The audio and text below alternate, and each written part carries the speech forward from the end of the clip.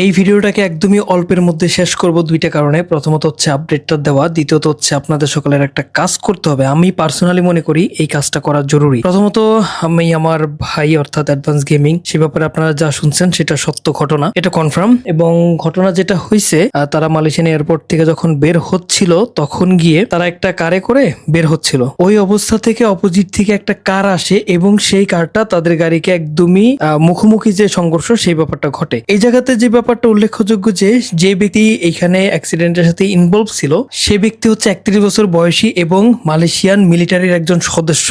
পয়েন্টটাকে একটু ভালোভাবে নোট করবেন। মালয়েশিয়ার মিলিটারির সদস্য, সে ড্রিঙ্ক করে ড্রাইভ করতেছিল এবং ড্রাইভ করার সময় সে ভুল লাইনে ঢুকে যায়। ভুল লাইনে ঢুকে গিয়ে তারা মূলত হচ্ছে অ্যাডভান্স গেমিং এবং তার যে স্ত্রী আদিবা, তারা যে কার দিয়ে যাচ্ছিল সেই কারের সাথে ধাক্কা দেয়। মালয়েশিয়ার যে সকল নিউজ চ্যানেলে নিউজ করা হচ্ছে সেই নিউজের অনুপাতে বলা হচ্ছে যে অ্যাডভান্স গেমিং পিছনের মাঝখানে বসেছিল এবং যখন ধাক্কা লাগে তখন সে মাথায় প্রচন্ড আঘাত পায় এবং ইন্টারনাল ব্লিডিং এবং মাথায় আঘাতজনিত কারণে সে ইনস্ট্যান্ট সে জায়গাতেই ইন্তেকাল করে। ইন্না লিল্লাহি ওয়া ইন্না ইলাইহি রাজিউন। সেখানে যারা যারা উপস্থিত ছিল তারা দ্রুত তাদেরকে হাসপাতালে নিয়ে যায় এবং অ্যাডভান্স তো তখনই স্পট ডেথ, আর আদিবাকে চিকিৎসা দেওয়া হয়।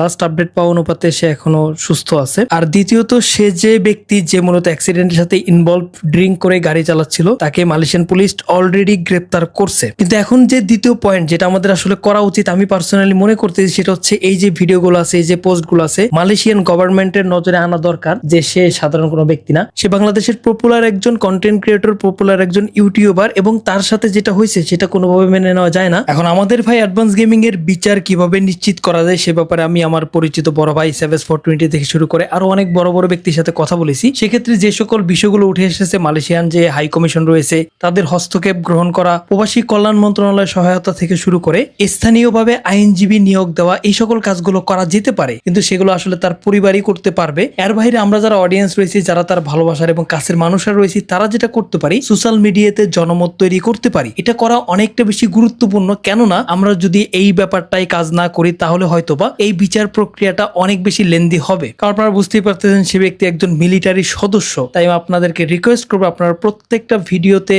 আপনারা নিজেদের পোস্টে, এমনকি বিভিন্ন ধরনের সোশ্যাল মিডিয়া মাধ্যম যেমন টুইটার, ফেসবুক, টিকটকের ভিতরে আপনারা তার জন্য জাস্টিস চেতে পারেন। জাস্টিসের জন্য আপনারা লিখতে পারেন, he was one of the most popular influencer in Bangladesh, we demand justice for Mujahid. তারপরে হ্যাশট্যাগ ইউজ করতে পারেন justice for advance gaming, justice for Mujahid, Bangladesh demand justice. এই সকল বিষয়গুলো কেন লেখা জরুরি, আপনাদেরকে যদি এই কয়েকটা নিউজ দেখাই তাহলে দেখতে পাবেন এখানে কিন্তু নর্মাল বাংলাদেশি বলে উল্লেখ করা হচ্ছে। এখন নর্মাল বাংলাদেশি হিসেবে যাতে কোনোভাবে এই বিচার কার্য এবং এই জাস্টিসটা ব্যাহত না হয় সেটা অবশ্যই আমাদেরকে নিশ্চিত করতে হবে। এত হাই প্রোফাইল একজন পার্সন যদি সেই বিষয়টাকে বিবেচনা করে বিচারটা যদি না করা হয় তাহলে আমরা আমাদের ভাইকে তো হারাইছি, তার পাশাপাশি ভাইয়ের প্রতি জাস্টিস, যে ব্যক্তিটা এতদিন এত মানুষের জাস্টিস নিয়ে কাজ করছে, কাউকে ভয় পায় নাই, কারো বিরুদ্ধে গিয়ে যখন কথা বলছে সেই ক্ষেত্রে তার নিজের বিরুদ্ধে অ্যাকশন আসতে পারে সেটা জানার পরেও পর্যন্ত গ্যারানাকে পর্যন্ত ছাড়ে নাই, যে ব্যক্তি জাস্টিস নিয়ে এত কাজ করছে, এখন এই অবস্থায় যদি এই বিষয়টাকে ইস্যু করে তার জাস্টিসটাকে যদি বাধাগ্রস্ত করা হয় সেক্ষেত্রে আমরা নিজেদেরকে হয়তো বা ক্ষমা করতে পারবো না। আমার পার্সোনাল রিকোয়েস্ট এবং পার্সোনাল অপিনিয়ন হচ্ছে, সেই সকল মালয়েশিয়ান প্রত্যেকটা ভিডিওর কমেন্ট সেকশনে, পোস্টের ভিতরে আমার মনে হয় আমাদের বাংলাদেশি যে একজন ব্যক্তি এবং এত পপুলার একজন পার্সন, তার ব্যাপারটাকে তুলে ধরা উচিত। সো যে সকল লিঙ্কগুলো আমার কাছে আসতেছে, আমার হাতে আসতেছে, এই